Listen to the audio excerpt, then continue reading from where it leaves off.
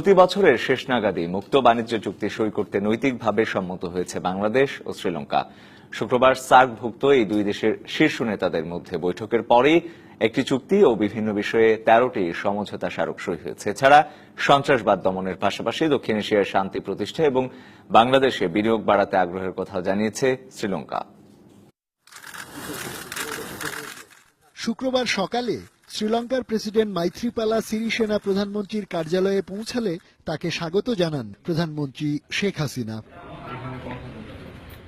এ সময় একান্ত বৈঠক শেষে দুদেশের প্রতিনিধি দলের অংশগ্রহণে শুরু হয় দ্বিপাক্ষিক বৈঠক। পরে শেখ হাসিনা ও সিরিসেনার উপস্থিতিতে শুরু হয় সমঝোতা স্মারক ও চুক্তি স্বাক্ষর অনুষ্ঠান। চুক্তি ও সমঝোতা স্মারকগুলোর মধ্যে উল্লেখযোগ্য হল দুদেশের মধ্যে কৃষিক্ষেত্রে সহযোগিতা, উপকূলীয় জাহাজ চলাচল যার মাধ্যমে বাংলাদেশ কলম্বো বন্দর ব্যবহার করতে পারবে, দুদেশের মধ্যে উচ্চশিক্ষা সংক্রান্ত সহযোগিতা, বাংলাদেশ ব্যাংক ও শ্রীলঙ্কার সেন্ট্রাল ব্যাংকের মধ্যে আর্থিক বিষয়ে সহযোগিতা, তথ্য ও প্রযুক্তি ক্ষেত্রে সহযোগিতা এবং বাংলাদেশ ও শ্রীলঙ্কার মধ্যে অর্থনৈতিক ক্ষেত্রে সহযোগিতা।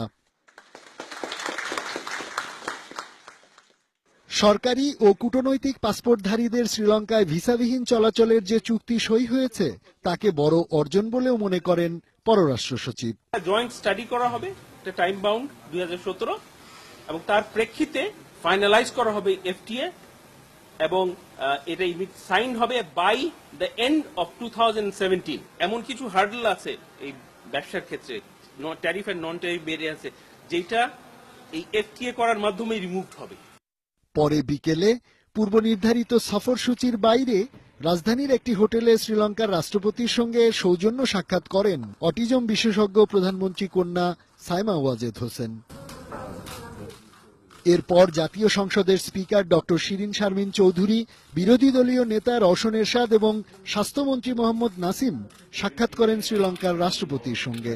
এ সময় বাংলাদেশের সঙ্গে দ্বিপাক্ষিক সম্পর্ক আরও জোরালো করার পাশাপাশি স্বাস্থ্য, শিক্ষা ও বাণিজ্য ক্ষেত্রে বিনিয়োগ বাড়াতে শ্রীলঙ্কার আগ্রহের কথা জানান স্বাস্থ্যমন্ত্রী মোহাম্মদ নাসিম।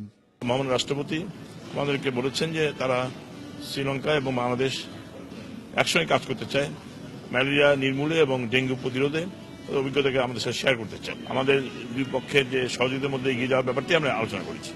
Rabiul Alam, DBC news, Dhaka.